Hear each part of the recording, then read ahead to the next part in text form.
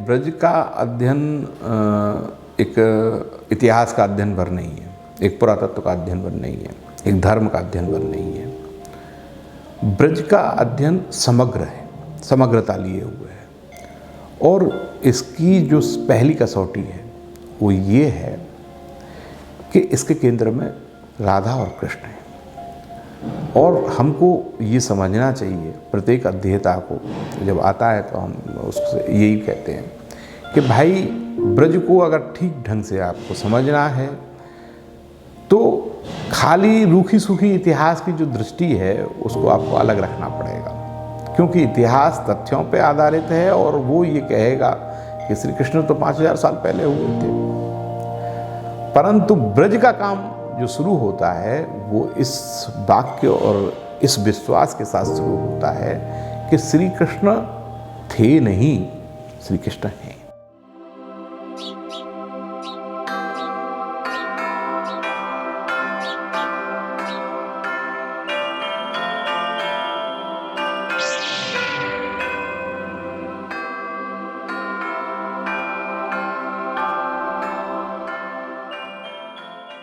ब्रज पे जो कार्य हुआ है वो निश्चित रूप से आधुनिक शोध के संदर्भ में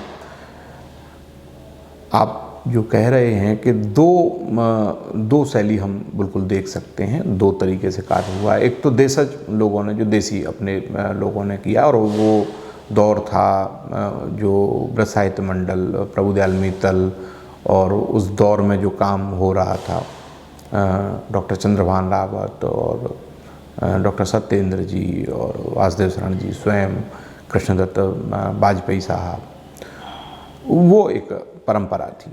दूसरी परंपरा जो है वो विदेशी विद्वानों की है और उसमें भी काम हुआ है और उसमें ज़्यादा वस्तुनिष्ठ कार्य हुआ है निश्चित रूप से, और वो बहुत श्रम साध्य कार्य हुआ है। किंतु अध्ययन के दृष्टि से अगर हम देखते हैं तो वो जो वस्तुनिष्ठ कार्य है उसमें एक उस तरह का जो रस है, जो भाव था, ब्रज साहित्य मंडल का जो स्कूल था, जिसको मैं अब स्कूल कह सकता हूँ, उन्होंने जो कार्य किया था, ब्रज साहित्य मंडल से जुड़े हुए लोगों ने जो कार्य किया था, और बाद में जो कार्य हुआ विदेशी विद्वानों के द्वारा ज़्यादातर, तो उसमें एक वस्तुनिष्ठता तो निश्चित रूप से है, उसमें श्रम भी है। परंतु ब्रज के कार्य को स्थापित करना है, ब्रज का कोई कार्य करना है, उस प्रकार का जो गहरा भाव है ना, वो उसमें नहीं है। वो एक जिस तरह से एक अध्ययन होता है, वो उस तरह से मैं उनके अध्ययन पे कोई प्रश्न चिन्ह नहीं लगा रहा हूँ किसी भी प्रकार से।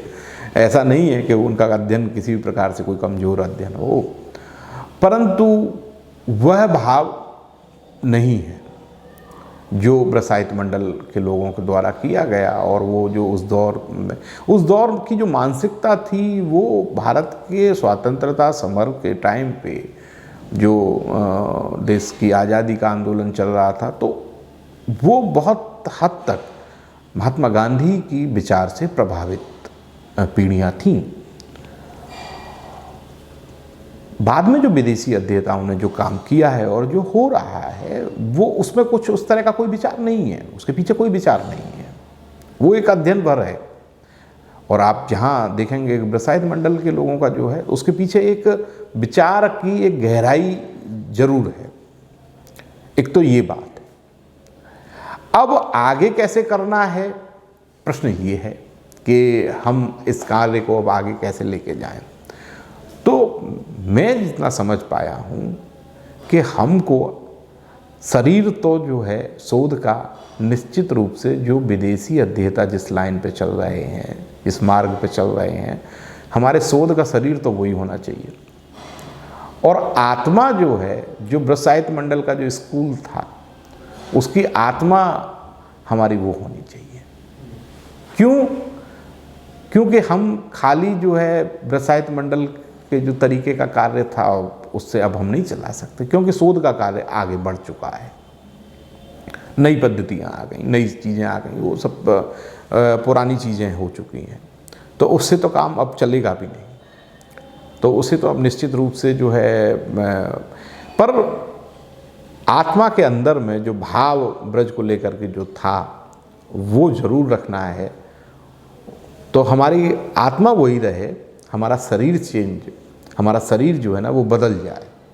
आधुनिक चीज़ें आ गई हैं, तो इसलिए मैं हमेशा कहता हूँ कि हमें विदेशी विद्वानों के कार्य को किसी भी प्रकार से नकारना नहीं चाहिए और उसको भी समझना चाहिए, और बहुत ज़रूरी है उसके समझने की जो है। और उनके सहयोग के लिए तो हम हमेशा तत्पर रहते ही हैं, परंतु वो भी समझने की ज़रूरत है कि वो केवल आंकड़ों का जुटाना भर और रूखा सूखा अध्ययन न रह जाए। इसके लिए ये बहुत महीन चीज़ है। इसको समझने की जो सूक्ष्मता है वो ये है कि हमारी आत्मा जो है वो दरअसल ब्रज को समझने का वो आंदोलन जो भक्ति काल में प्रारंभ हुआ वो आज भी अपने तरह से चल रहा है। अगर वह चेतना हमारी आत्मा में नहीं है तो हम ब्रज का कोई अध्ययन नहीं कर पाएंगे। ब्रज को समझने का, ब्रज को खोजने का जो शुरुआत 500 साल पहले हुई, उसकी अग्नि अगर अध्येता के हृदय में नहीं है तो वो फिर केवल आंकड़ों को जुटाना भर है। ब्रज का पूरा काम किसी अतीत की स्मृति में नहीं है, वर्तमान के धरातल पे खड़ा है। तो जो आप कह रहे हैं कि जो मधुरता है वो उसी वजह से है। हम रूखे सूखे किसी इतिहास का अध्ययन भर नहीं कर रहे हैं, हम जीवंत परंपरा में स्थित हैं, हम उससे अध्ययन कर रहे हैं।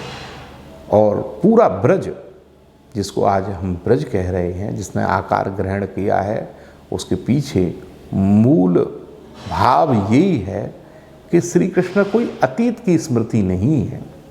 श्री कृष्ण हैं, हम सबके जीवन में उनसे डायरेक्ट, उनसे सीधा संबंध है। ब्रज का पूरा जो कार्य है वो इसी के इर्द गिर्द घूमता है। ब्रज संस्कृति शोध संस्थान के पास में जो साधन है वो निश्चित रूप से अभी बहुत सीमित साधन है, और हम निरंतर इसे एक उच्च स्तरीय शोध अध्ययन केंद्र के रूप में विकसित कर रहे हैं। और इसमें हमें शोधार्थियों का और मैं कहना चाहूँगा कि पूरे जनता का भी सहयोग मिलना चाहिए। यहाँ कोई भी आ सकता है, सबके लिए दरवाजे खुले हुए हैं। संस्थान के ग्रंथागार में यहाँ लोग बैठते हैं, आके अपना काम करते हैं, और यहाँ एक आवासीय व्यवस्था भी, जो लोग रह करके अपना अध्ययन पूरा करना चाहते हैं उनके लिए एक आवासीय व्यवस्था भी ब्रज संस्कृति शोध संस्थान गोदा विहार मंदिर के परिसर में उपलब्ध कराई गई है। और प्राय यहाँ अध्येता कुछ दिन रह करके अपने कार्यों को पूरा करते हैं। तो हमसे जो भी ब्रज संस्कृति शोध संस्थान से सहयोग उन्हें मिल सकता है वो हम लोग देते हैं। और आगे भी इसमें हम लोग तरह तरह से योजनाएं बना रहे हैं कि किस तरह से अध्येताओं के लिए और सुगम हम अपने संग्रह को करा सकें, वो हस्तलेखों तक पहुंच सकें। तो तरह तरह से उसकी सूचीकरण और इस पे कार्य चल रहा है। अन्य परियोजनाएं भी, अन्य शोध परियोजनाएं जो ब्रज के विभिन्न कार्यों से जुड़ी हुई हैं वो भी यहाँ से संचालित हो रही हैं, और वह सारा कार्य जो है वो अध्येताओं के अपने अध्ययन में निश्चित रूप से कार्य जो है उपयोग में आता ही है।